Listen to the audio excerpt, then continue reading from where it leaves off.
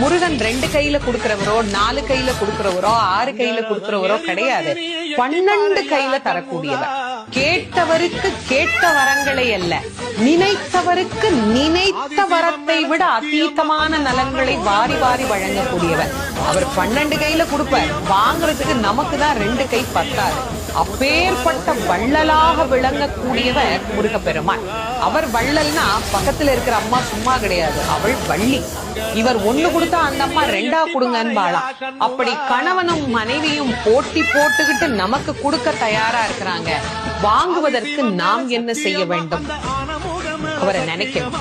எப்படி நினைக்கணும்? அரை நிமிஷமாவது நினைக்கணும். அரை நிமிஷம் எப்படி நினைக்கணும்? எனக்கு கொடுப்பாரு, எனக்கு கொடுப்பாரு, எனக்கு கொடுப்பாருன்னு நினைக்க கூடாது.